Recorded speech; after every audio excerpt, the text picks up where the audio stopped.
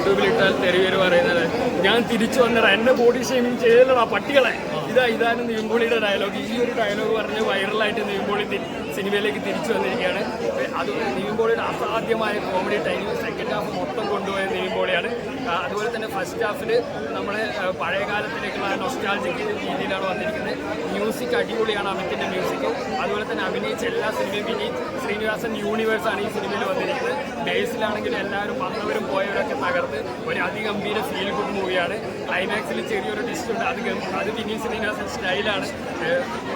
പ്രതീക്ഷിക്കാത്ത കൂടുതൽ ഇമോഷണൽ രംഗങ്ങളിൽ ഒരുപാട് കൂടുതലുള്ള ഒരു ജേക്കബിൻ്റെ സ്വർഗരാജിലുള്ള ഒരുപാട് ഇമോഷണൽ സീൻ കൂടുതലാണ്. കോമഡിയും ഗംഭീരമായിട്ട് വന്നിട്ടുണ്ട്. 2.25 മണിക്കൂറുകൊണ്ട് നമുക്ക് ഫീൽ ചെയ്യാൻ പറ്റുന്നില്ല. അതിഗംഭീരമായ മൂവിയാണ്, മസ്റ്റ് വാച്ച് മൂവിയാണ് വർഷങ്ങൾക്ക് ശേഷം.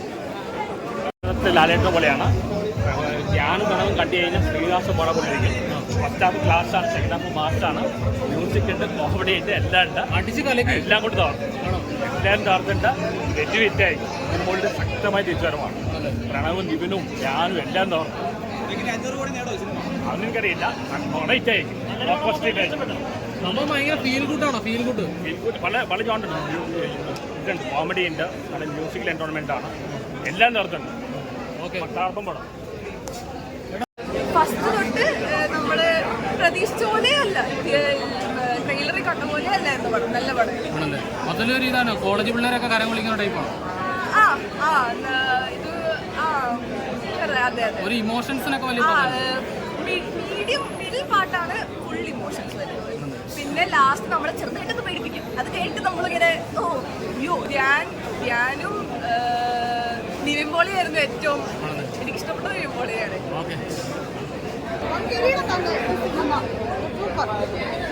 മക്കൾ തന്നെ ഒന്നും പറയാൻ പ്രണവാണേലും നല്ല അഭിനയത്തിന് പറയണ്ടല്ലോ. സൂപ്പറായി ആ പണ്ടത്തെ ആ കാസ്റ്റിംഗ് വിജയെന്ന് വെച്ചാൽ ഒന്നുകൂടെ പുനർജനിച്ചോലെ നമുക്ക് തോന്നുന്നില്ല. ഞാൻ സൂപ്പറായിട്ട് അഭിനയിച്ചിട്ടുണ്ട്. ധ്യാൻ്റെ മറ്റുള്ള സിനിമയിൽ നിന്നും വേറിട്ട ഒരു അഭിനയം തന്നെയാണ് ഈ സിനിമ. എല്ലാവരും കാണണം. കുടുംബ പ്രേക്ഷകർക്ക് ഏറ്റവും ഇഷ്ടപ്പെടുന്ന ഒരു സിനിമ തന്നെയാണ്. എല്ലാവരും കുടുംബമായിട്ട് വന്ന് ഈ സിനിമ കാണണം. പിന്നെ ഇതിൻ്റെ മാജിക്കുള്ള ഒരു മൂവി എൻ്റെ വിനീത് ശ്രീനിവാസൻ പൊളിയാണ്. ഒരുപാട് പേര് വേണമെന്നുണ്ട്. സ്റ്റാർട്ടിങ്ങിൽ വിനീത് ശ്രീനിവാസൻ താങ്ക് യു, അടിയൊരു പടമാണ്. സെക്കൻഡ് പ്രണവ് നന്നായിട്ട് എന്ത് ചെയ്തു. ഒരു സീനിൽ പോലും എന്താ പറയുക, പല സീനിൽ നമുക്ക് ലാലേട്ടനെ പോലെ ഒരു ഫീലിംഗ് ഒക്കെ തരുന്നുണ്ട്. ഞാൻ ശരിക്കും ഈ സിനിമ ഞെട്ടിയത് ധ്യാൻ്റെ പെർഫോമൻസ് എന്നാണ്. കാരണം ഹൃദയത്തിൽ നമ്മൾ പ്രണവിൻ്റെ പെർഫോമൻസ് ഉണ്ടെങ്കിൽ ഇതിനകത്ത് ധ്യാൻ ശരിക്കും മോശമായിട്ട് അല്ലെങ്കിൽ പുള്ളിക്ക് ഇത്രയും പറ്റുന്ന പുള്ളി അടിപൊളി കാണിച്ചു. പിന്നെ സെക്കൻഡ് ഹാഫ് ഒരു ഐറ്റം ആയിരുന്നു മോനെ. ശരിക്കും അടിപൊളിയായിട്ട് പുള്ളിയുടെ അഴിഞ്ഞാട്ടാണ് സെക്കൻഡ് ഹാഫ്. നിവിൻപോളിയുടെ ഒരുപാട് ചിരിക്കാറുണ്ട് സെക്കൻഡ് ഹാഫ്. ഫസ്റ്റ് ഹാഫ് നല്ലൊരു ഫീലായിരുന്നു. സെക്കൻഡ് ഹാഫ് ഒരുപാട് ചിരിക്കാറുണ്ട്. എനിക്ക് തോന്നുന്നു സിനിമ പറയുന്ന കഥയാണ്. മൊത്തത്തിൽ one of the best movies of Vineeth Sreenivasan. നല്ലൊരു ഫീൽ ഗുഡ് മൂവിയാണ്. ഒത്തിരി ചിരിക്കാനുണ്ട്. ആൻഡ് വെരി ഹാപ്പി ആയിട്ട് പൊളിച്ചു. ഒരു 2-3 ചെറിയ ക്യാമിയോസ് ഒക്കെ ഉണ്ട്, അതൊക്കെ നന്നായി വർക്കൗട്ടായിട്ടുണ്ട്. ആൻഡ് മൊത്തത്തിൽ പൊളിച്ചു. നീ കൂടെ എങ്ങനെയുണ്ടായിരുന്നു?